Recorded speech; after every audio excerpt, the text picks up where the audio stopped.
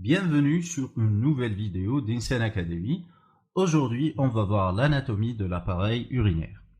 Alors voici le plan de notre cours. Il comportera des généralités sur cet appareil, ainsi qu'une description de l'ensemble de ces organes, qui s'illustrent par les reins, les uretères, la vessie et l'urètre. Que représente l'appareil urinaire? En effet, il représente l'appareil qui a pour tâche d'extraire du sang les substances nocives et de les éliminer.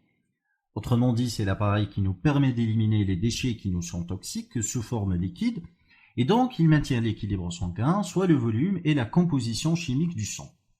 Comme tout appareil, l'appareil urinaire se compose d'un ensemble d'organes.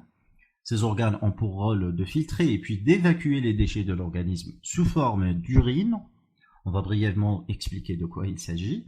Alors l'urine est une solution constituée d'eau contenant des sels minéraux et des substances organiques dissoutes qui représentent les produits terminaux du métabolisme, notamment celui des protéines. Il faut savoir que l'eau représente l'élément qui varie le plus en volume, contrairement aux autres constituants dont la quantité éliminée dans les 24 heures reste stable dans les conditions physiologiques. On revient à notre appareil. Donc je disais qu'il est composé d'un ensemble d'organes.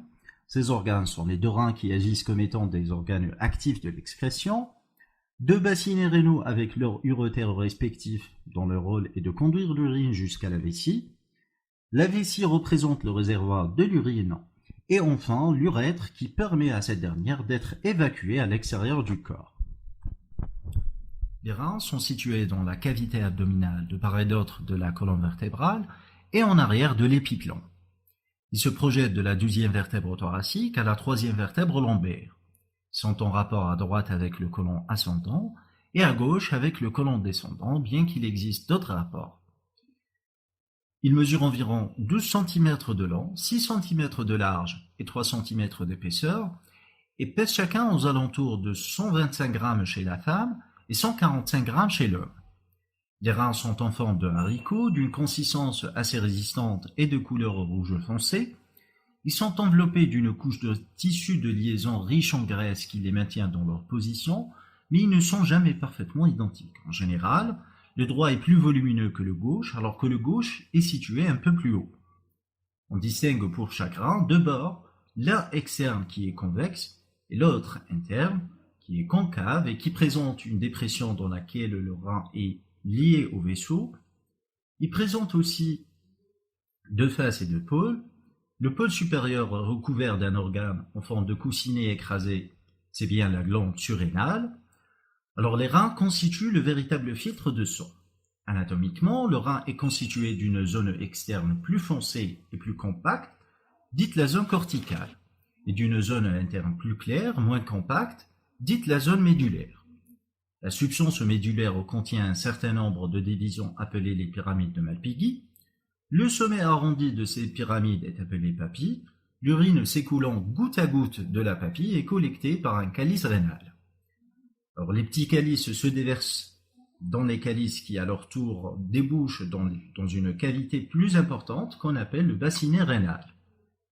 À l'échelle microscopique, les pyramides de Malpighi sont constituées des glomérules. Ces glomérules représentent l'unité fondamentale de la filtration sanguine. Le glomérule est formé d'un capillaire sanguin pelotonné sur lui-même et entouré par la capsule de Bowman. Les substances filtrées dans le sang par le capillaire et la capsule s'écoulent dans un tubule qui s'unit ensuite à d'autres tubules, formant ainsi le tubule papillaire qui débouche au sommet de la papille de chaque calice. Les capillaires des glomérules ne sont pas des capillaires comme les autres. Il s'agit en réalité d'artérioles microscopiques qui s'arborisent dans le but d'augmenter la surface des jonches pour pouvoir filtrer. Ces artérioles dérivent des ramifications de l'artère rénale. Les veines qui émènent le sang purifié se rassemblent dans les deux veines rénales qui sortent de ces derniers au niveau de leur partie concave et se jettent au niveau de la veine cave inférieure. Alors nous possédons deux uretères, puisque comme le bassinet rénal, ils font suite à chacun des deux reins. Les uretères sont des canaux longs d'une trentaine de centimètres environ, conduisant l'urine contenue dans les bassinets vers la vessie. La vessie est un réservoir unique où l'urine en provenance des deux reins s'accumule avant d'être évacuée.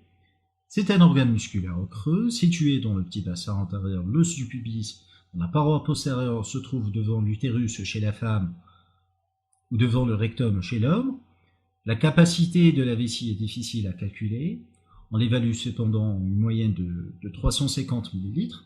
L'envie d'uriner se produit toujours avant que la vessie ne soit complètement pleine par une stimulation de ses parois lorsqu'elles sont descendues au-delà d'une certaine limite. Alors ces parois ont la particularité de pouvoir se dilater. Si après qu'elles ont émis une première alerte, la vessie n'est pas instantanément vidée. L'envie d'uriner se calme alors momentanément pour revenir un peu plus tard. Le trajet des urotères à travers la paroi de la vessie fait que ces conduits sont soumis à la pression qui se développe lorsque l'urine s'accumule.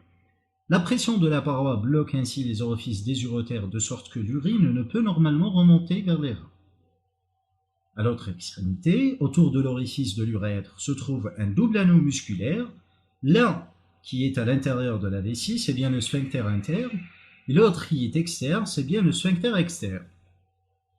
Le premier, formé par des fibres lisses, échappe au contrôle de la volonté et il s'ouvre de lui-même lorsque la pression à l'intérieur de la vessie dépasse un certain seuil.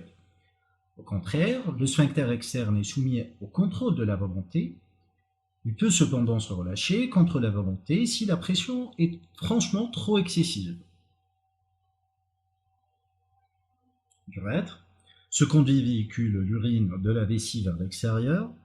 Il est beaucoup plus long pour l'homme que pour la femme chez qui il débouche en avant du vagin au niveau de la vulve. Chez l'homme, dès la sortie de la vessie, l'urètre est enveloppé par la prostate et à ce niveau, il reçoit des embouchures des vésicules séminales. Ensuite, à travers le plancher pelvien, il entre dans le pénis, enveloppé par le corps spongieux et le parcourt dans toute sa longueur.